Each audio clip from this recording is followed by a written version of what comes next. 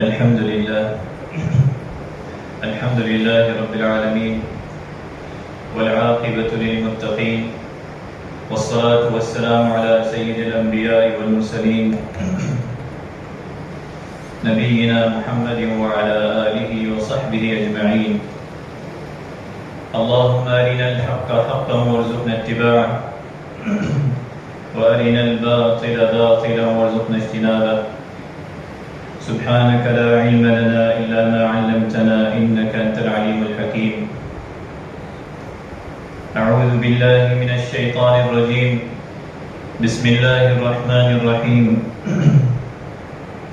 والفجر وليال عشر والشفع والوتر والليل إذا يسر هل في ذلك قسم لذي حجر. صدق الله العظيم. الحمد لله رب العالمين.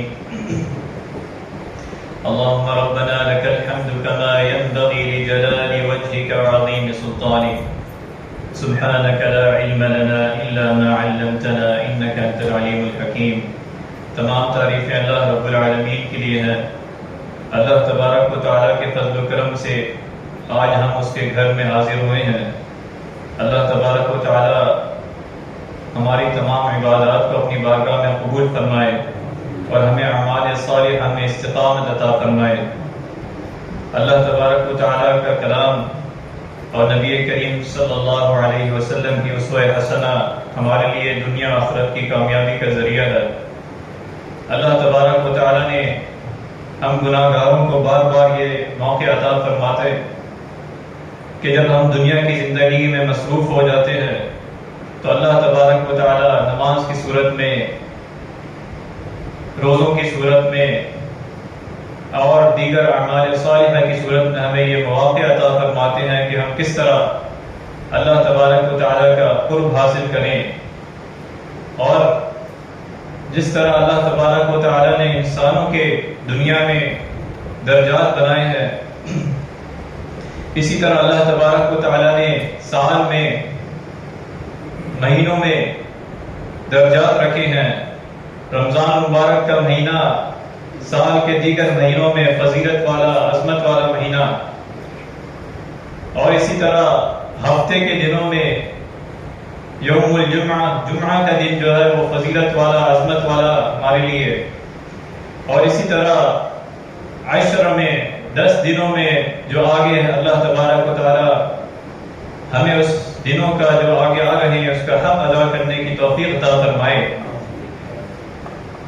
وہ دن عطا فرما رہے ہیں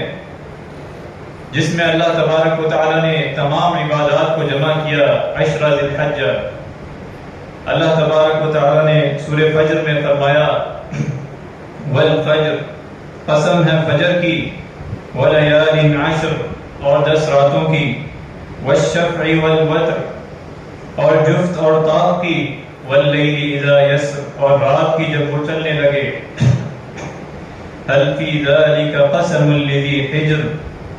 کیا ان میں عقل مند کے لیے کافی نہیں یہ قسم کہ اللہ تبارک و تعالی نے، مفسرین نے لکھا کہ ان ایام میں عشر ذی الحجہ، ذی الحج کے پہلے 10 دن کے بارے میں یہ اللہ تبارک و تعالی نے قسم کھائی ہے سورہ فجر کی ابتدا میں. والفجر، اس کی فضیلت اور اس کی عظمت بیان کرنے کے لیے اللہ تبارک و تعالی نے اس کی قسم کھائی ہے. تو یہ بھی دن جو ہے فضیلت والے، عظمت والے یہ دن ہے. جس طرح رمضان مبارک کی آخری عشرہ، اس کی راتیں رحمت والی، فضل والی، مغفرت والی، اسی طرح یہ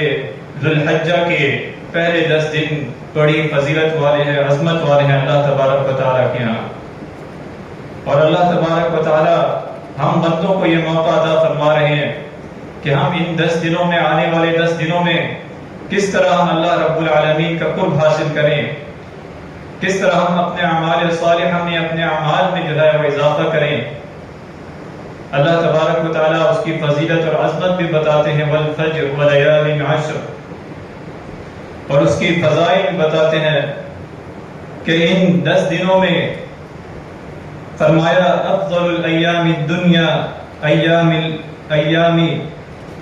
العشر، یعنی عشر ذی الحجہ، کہ دنیا کے سارے ایام کے مقابلے میں 10 دن یعنی 10 ذی الحجہ کے 10 دن پہلے سب سے زیادہ افضل ہیں، فضیلت والے ہیں۔ اور پھر آپ علیہ الصلوۃ والسلام نے فرمایا، حضرت عبداللہ بن عباس رضی اللہ عنہ بیان کرتے ہیں کہ نبی کریم صلی اللہ علیہ وسلم ان ایام کی، اس عشرے کی، ذی الحجہ کے پہلے 10 دنوں کی فضیلت بیان کی۔ آپ علیہ الصلوۃ والسلام نے فرمایا، ما من ایام العمل الصالح فیها احب الی اللہ من هذه الايام، یعنی ایام العشر، کہ عمل صالح کے لیے ایام یعنی ماہ ذی الحجہ کے ابتدائی 10 دن اللہ کے نزدیک سب سے زیادہ محبوب دن ہے، یہ محبوب عشرہ ہے اللہ رب العالمین کے ہاں۔ تو پوچھا گیا، قالوا یا رسول اللہ صلی اللہ علیہ وسلم ولا الجہاد فی سبیل اللہ، کہ اے اللہ کے رسول صلی اللہ علیہ وسلم، اللہ کے راستے میں جہاد کرنا بھی اتنا محبوب نہیں؟ تو آپ علیہ الصلوۃ والسلام نے فرمایا، قال ولا الجہاد فی سبیل اللہ الا رجل خرج بنفسه وماله ثم لم يرجع من ذلك بشيء، او كما قال علیہ الصلوۃ والسلام، کہ اللہ کے راستے میں جہاد کرنا بھی اتنا محبوب نہیں سوائے اس کے کہ انسان اپنی جان اور مال کے ساتھ نکلے اور کسی بھی چیز کے ساتھ واپس نہ لوٹے، یعنی مال بھی اللہ کے راستے میں خرچ کر دے اور اپنی جان بھی لگا دے، اللہ کے راستے میں شہید ہو جائے، تو یقیناً اس کا عمل زیادہ محبوب ہوگا، ورنہ اس کو چھوڑ کر باقی تمام اعمال صالحہ اللہ تبارک و تعالیٰ کو ان ایام میں زیادہ محبوب ہیں۔ تو اللہ تبارک و تعالیٰ نے ہم گناہ گاروں کو یہ موقع دیا، یہ پیکج دیا 10 دنوں کا، کہ ہم کس طرح ان ایام میں 10 ذی الحجہ کے اللہ رب العالمین کا قرب حاصل کریں، کس طرح ہمارے لیے نبی علیہ الصلوۃ والسلام کی اسوہ حسنہ، آپ کے صحابہ کرام رضی اللہ عنہم اجمعین کی مثالیں، اور اس کے بعد سلف الصالحین کی زندگیاں، کہ انہوں نے ان دنوں کو کس طرح گزارا، کہ اللہ رب العالمین کے جو فضیلت و عظمت ہے ان دنوں میں، کس طرح وہ اللہ رب العالمین کا قرب حاصل کریں۔ جہاں ان 10 دنوں میں ایک حاجی اللہ رب العالمین کی رضا کے لیے اخلاص کے ساتھ اللہ کے گھر کا حج کرتا ہے، طواف و عمرہ و حج ادا کرتا ہے، اور اللہ رب العالمین کے حکم کے مطابق نبی کریم صلی اللہ علیہ وسلم کے طریقے کے مطابق حج ادا کرتا ہے، وہی اللہ تبارک و تعالیٰ نے ان ایام میں، حج کے ایام میں، جو پہلا اور فضیلت والا، عظمت والا یوم عرفہ کا عظمت بیان کی، کہ فرمایا کہ سب سے بڑا رکن ایام حج کا جو ہے وہ رکن عرفہ ہے، کہ یہ عظیم دن جس دن اللہ تبارک و تعالیٰ اہل عرفات کے لیے دعائے مغفرت کا اعلان کرتا ہے۔ تو جو حاجی ان 10 دنوں میں حج کرتے ہیں، اللہ تبارک و تعالیٰ ان کے لیے اعلان مغفرت فرماتا ہے، ساتھ ساتھ پوری دنیا کے مسلمانوں کو اللہ تبارک و تعالیٰ نے بھی اس میں، اس کی فضیلت میں شامل کیا، کہ وہ بھی یوم عرفہ کے دن جو ہے اللہ تبارک و تعالیٰ سے دعائیں کریں، اس کی فضیلت اور عظمت کو جانیں۔ اسی طرح پھر یوم عرفہ کے دن کے بعد دوسرا یوم النحر، جس میں قربانی کی جاتی ہے، وہ بھی ان 10 دنوں میں آتا ہے، جس کی فضیلت، اس کی عظمت، کہ آپ علیہ الصلوۃ والسلام نے متواتر یہ عمل کیا، قربانی کا سنت عمل۔ تو ان ایام میں ہمیں ان عشرہ کی اہمیت و فضیلت جان کے، جب وہ حاجی اللہ کے راستے میں اللہ کے گھر کی زیارت کرتا ہے، عمرہ اور حج کرتا ہے، اور وہ حج اس طرح کرتا ہے جس کے بارے میں آپ علیہ الصلوۃ والسلام نے فرمایا کہ حج مبرور کا جو بدلہ ہے سوائے جنت کے کچھ نہیں، کہ وہ حج مبرور اپنے آپ کو غلطیوں سے بچاتا ہے، اللہ تبارک و تعالیٰ کی نافرمانیوں سے بچاتا ہے، فسق و فجور والی باتوں سے بچاتا ہے، اور نیک اعمال کرتا ہے، تو وہ حج مبرور جو ہے اللہ تبارک و تعالیٰ اس کے نتیجے میں اللہ تبارک و تعالیٰ اس سے جنت کا وعدہ کرتے ہیں، اور فرمایا کہ اس کا اس طرح ہو جائے گا کہ کیوم ولدتہ امہ، کہ جس طرح آج اس کی ماں نے اسے جنا ہے، دنیا میں آیا ہے، اس طرح گناہوں سے پاک صاف ہو جائے گا۔ تو اسی طرح ہمیں بھی اللہ تبارک و تعالیٰ نے یہ موقع عطا فرمایا کہ ہم ان دنوں میں جو آنے والے عشرہ ذی الحجہ کے پہلے دن ہیں، کہ جس میں تمام عبادات جمع ہو گئی ہیں، روزے کی شکل میں، نماز کی شکل میں، صدقات کی شکل میں، تو ہم بھی اس سے فائدہ اٹھائیں ان دنوں میں۔ سب سے پہلا عمل روزے کے بارے میں فرمایا آپ علیہ الصلوۃ والسلام نے، ما من عبد يصوم يوما في سبيل الله الا باعد الله بذلك اليوم وجهه عن النار 70 خريفا او كما قال عليه الصلوۃ والسلام۔ جو شخص اللہ کی راہ میں اللہ کی رضا کے لیے ایک روزہ رکھتا ہے، اللہ تبارک و تعالیٰ اس کے بدلے اس کے چہرے کو جہنم کے 70 سال کی مسافت تک دور کر دیتا ہے۔ اللہ تبارک و تعالیٰ کے لیے ایک روزہ رکھنا۔ پھر فرمایا کہ ازواج مطہرات رضی اللہ عنہم فرماتے ہیں کہ نبی کریم صلی اللہ علیہ وسلم کان رسول اللہ صلی اللہ علیہ وسلم یصوم 9 ذی الحجہ ویوم عاشوراء و3 ایام من کل شہر، کہ آپ علیہ الصلوۃ والسلام ذو الحجہ کے پہلے 9 دن کے روزے رکھتے، اسی طرح یوم عاشوراء کا روزہ رکھتے، اور ہر ماہ کے 3 روزے رکھتے۔ تو اس میں اللہ تبارک و تعالیٰ نے روزے کو بھی آپ علیہ الصلوۃ والسلام کی سنت عمل ہے کہ روزہ رکھنا، اس کے ذریعے اللہ تبارک و تعالیٰ کی رضا تلاش کرنا۔ 1 تاریخ سے لے کر پورے 9 دن کے روزے رکھنا یہ آپ علیہ الصلوۃ والسلام کی سنت ہے۔ خصوصاً عرفہ کا دن کا روزہ رکھنا، جس کے بارے میں، جس کی فضیلت، اس کی عظمت کے بارے میں فرمایا، صوم یوم عرفہ احتسب علی اللہ ان یکفر السنة التي قبله والتي بعده، کہ یوم عرفہ کا روزے کے متعلق مجھے اللہ تبارک و تعالیٰ سے امید ہے کہ وہ پچھلے 1 سال کے گناہ اور آنے والے 1 سال کے گناہوں کا کفارہ بن جائیں گے۔ تو یوم عرفہ کا روزہ رکھنا خصوصاً، اور 1 تاریخ سے لے کر عرفہ کے دن تک روزہ رکھنا یہ آپ علیہ الصلوۃ والسلام کی سنت۔ اس کے بعد نماز کی پابندی، جہاں پورے سال پورے دن جو ہے نماز کی عظمت و فضیلت فرائض کی، خصوصاً ان 10 دنوں میں بھی نماز کی پابندی کرنا، فرائض کی، نوافل کی اہتمام کرنا کہ اللہ رب العالمین کا قرب حاصل ہو۔ آپ علیہ الصلوۃ والسلام نے فرمایا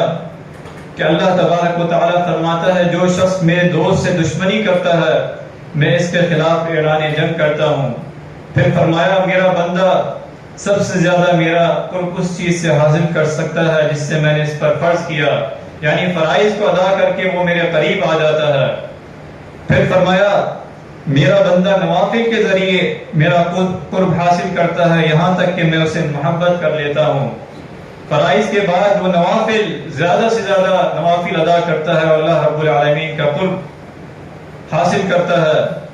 پھر فرمایا کہ جب میں اس سے محبت کر لیتا ہوں تو اس کے کان بن جاتا ہوں جس سے وہ سنتا ہے، اس کی آنکھیں بن جاتا ہوں جس سے وہ دیکھتا ہے، اس کے ہاتھ بن جاتا ہوں جس سے وہ پکڑتا ہے، اور اس کے پاؤں بن جاتا ہوں جس سے وہ چلتا ہے۔ اور پھر فرمایا کہ وہ مجھ سے جب سوال کرتا ہے تو میں اسے ضرور بھی ضرور قبول کرتا ہوں، اس کی دعا کو قبول کرتا ہوں، اور اگر وہ میری پناہ طلب کرتا ہے تو میں یقیناً اسے پناہ دیتا ہوں، وہ میری حفاظت میں آ جاتا ہے۔ تو ان ایام میں فرائض کا اہتمام کرنا، خصوصاً نوافل کا اہتمام کرنا گھر میں، جیسا کہ آپ علیہ الصلوۃ والسلام کی سنت کہ جب آپ سے پوچھا گیا نماز پڑھنے کے بارے میں کہ گھر میں نماز پڑھنے اور مسجد میں نماز پڑھنے کے بارے میں فرمایا کہ تم میرے گھر کو دیکھ رہے ہو کہ یہ مسجد سے کتنا قریب ہے، لیکن گھر میں نماز پڑھنا مجھے مسجد میں نماز پڑھنے سے زیادہ پسند ہے، مگر یہ کہ فرض نماز کے علاوہ۔ تو نوافل کا اہتمام کرنا، گھر میں بھی اپنے گھروں کو بھی نماز کی، اللہ تبارک و تعالیٰ کی عبادت سے آباد کرنا برکت کے لیے۔ اور اسی طرح آپ علیہ الصلوۃ والسلام نے فرمایا اجعلوا فی بیوتکم من صلاتکم ولا تتخذوها قبورا، کہ اپنے گھروں میں کچھ نمازیں پڑھا کرو نوافل کے ذریعے، اور اپنے گھروں کو قبرستان مت بناؤ۔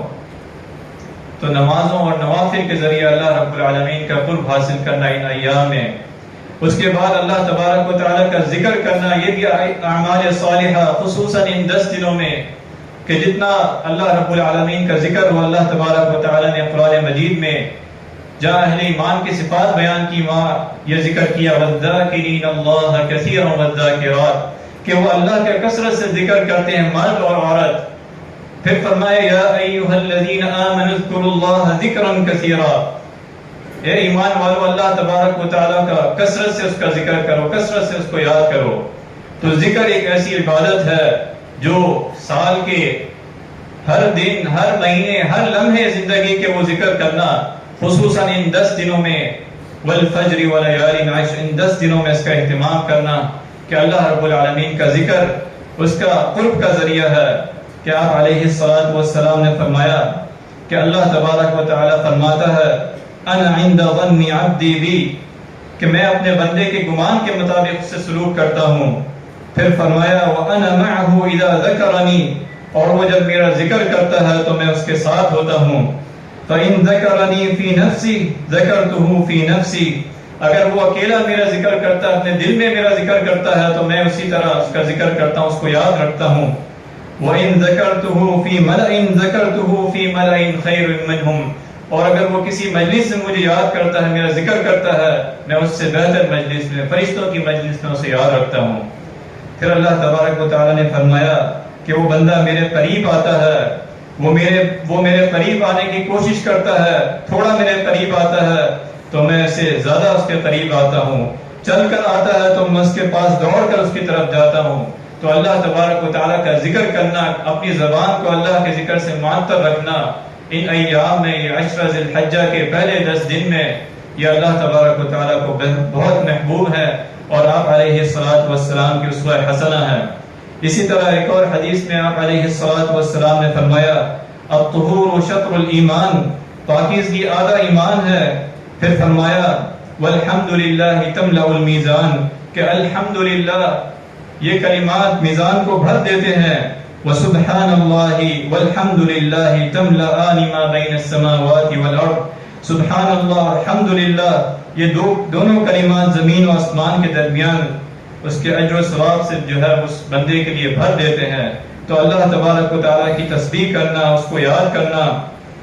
سبحان اللہ والحمدللہ ولا الہ الا اللہ واللہ اکبر ولا حول ولا قوۃ الا باللہ،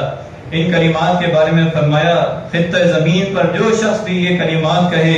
لا الہ الا اللہ واللہ اکبر وسبحان اللہ والحمدللہ ولا حول ولا قوة الا باللہ الا کفرت عنہ ذنوبہ ولو كانت مثل زبد البحر، کہ اگر بندہ لا الہ الا اللہ واللہ اکبر سبحان اللہ والحمدللہ ولا حول ولا قوة الا باللہ کہے تو اس کے گناہ مٹا دیتا ہے اللہ تبارک و تعالی، اگرچہ وہ سمندر کے جہاز کے برابر ہی کیوں نہ ہو. تو اللہ تبارک و تعالی کا کثرت سے ذکر کرنا اور اس کی تکبیرات بیان کرنا. ایک تکبیرات جسے تکبیرات مطلق کہا گیا کہ وہ ذی الحجہ کی پہلی تاریخ سے لے کر 13 ذی الحجہ کی نماز مغرب سے پہلے تک اللہ تبارک و تعالی کی عظمت، اس کی کبریائی بیان کرنا. اور دوسری تکبیرات جسے تکبیرات مقید کہا گیا وہ خصوصاً 9 ذی الحجہ کی نماز فجر سے لے کر 13 ذی الحجہ کی نماز عصر تک جو ہے ہر نماز کے بعد جو ہے وہ کم سے کم ایک دفعہ وہ تکبیرات کہنا. اور تکبیرات کے کلمات یہ بتائے کہ اللہ اکبر لا الہ الا اللہ واللہ اکبر وللہ الحمد، یا پھر 3 دفعہ اللہ اکبر اللہ اکبر لا الہ الا اللہ واللہ اکبر وللہ الحمد. آپ علیہ الصلوۃ والسلام کے صحابہ کرام کا یہ عمل کہ فرمایا وکان ابن عمر رضی اللہ عنہ و ابو ہریرہ رضی اللہ عنہ یخرجان الى السوق فی ایام العشر یکبر و یکبر الناس بتکبیرہما، کہ حضرت ابن عمر رضی اللہ عنہ اور حضرت ابو ہریرہ رضی اللہ عنہ ماہ ذی الحجہ کے ان 10 دنوں میں بازار میں نکلتے اور تکبیرات کہتے اور پھر دوسرے لوگ بھی ان کے ساتھ جو ہے وہ تکبیرات کہتے. یعنی تکبیرات علی الاعلان کہنا، آواز سے کہنا، کم آواز میں کہنا، اللہ تبارک و تعالیٰ کی کبریائی بیان کرنا. مسجد میں باجماعت نماز کے بعد جو ہے 9 ذی الحجہ سے لے کر 13 ذی الحجہ کی نماز عصر تک ہر نماز کے بعد کہنا، اپنے گھر والوں کو جو ہے اس کے اہتمام کرنا۔ اسی طرح صدقہ کرنے کی فضیلت کے بارے میں اللہ تبارک و تعالی نے فرمایا، یا ایھا الذین آمنوا انفقوا مما رزقناکم، اے ایمان والو جو ہم نے تمہیں دیا ہے اس میں سے خرچ کرو، من قبل ان یأتی یوم لا بیع فیہ ولا خلۃ ولا شفاعہ، کہ اس سے پہلے کہ وہ دن آ جائے جس میں نہ تجارت کام آئے گی نہ کوئی دوستی کام آئے گی۔ آپ علیہ الصلوۃ والسلام نے فرمایا، ما نقص الصدقۃ من مال، کہ صدقہ کرنا اس مال کو نہیں گھٹاتا بلکہ وہ جو ہے مال کو بڑھاتا ہے۔ ان ایام میں آنے والے 10 دنوں میں ان تمام اعمال کا کرنا، اس کے بعد 10 تاریخ کا جو عمل ہے قربانی کا، اس کا اہتمام کرنا کہ آپ علیہ الصلوۃ والسلام کی سنت ہے، اور اس کے لیے اس کے بارے میں آپ علیہ الصلوۃ والسلام کا جو مستحب عمل تھا اس کے بارے میں فرمایا، جو شخص قربانی کرنا چاہتا ہو اسے چاہیے کہ وہ ذی الحجہ کا چاند طلوع ہونے کے بعد اپنی حجامت نہ بنوائے اور نہ ناخن کٹوائے۔ حضرت ام سلمہ رضی اللہ عنہا بیان کرتی ہیں کہ رسول اللہ صلی اللہ علیہ وسلم نے ارشاد فرمایا، من رأى هلال ذی الحجہ واراد ان یضحی فلا یأخذ من شعره ولا من اظفاره، کہ جو شخص قربانی کا ارادہ رکھتا ہو وہ ذی الحجہ کا چاند دیکھنے کے بعد اپنی حجامت نہ بنوائے اور نہ ہی اپنے ناخن تراشے۔ یہ اللہ تبارک و تعالیٰ کے نبی علیہ الصلوۃ والسلام کا مستحب عمل ہے، لیکن کوئی بندہ اگر اس کی پابندی نہیں کرتا تو اس کے لیے قطعاً قربانی کے اس میں کوئی جو ہے وہ نہیں آئے گا۔ قربانی نبی علیہ الصلوۃ والسلام کی سنت ہے، اسے جس پر استطاعت ہو ضرور کرنا چاہیے۔ سال میں اللہ تبارک و تعالیٰ نے اسے موقع دیا ہے۔ اللہ تبارک و تعالیٰ سے دعا ہے کہ جو اعمال ہم نے سنے ہیں اس پر عمل کرنے کی توفیق عطا فرمائے۔ اللہ تبارک و تعالیٰ جو آنے والے دن ہیں عشرہ ذی الحجہ، اس کی فضیلت، اس کی عظمت ہمیں سمجھ کر اس پر عمل کرنے اور نبی علیہ الصلوۃ والسلام کے طریقے کے مطابق ہمیں گزارنے کی توفیق عطا فرمائے۔ وآخر دعوانا الحمد للہ رب العالمین۔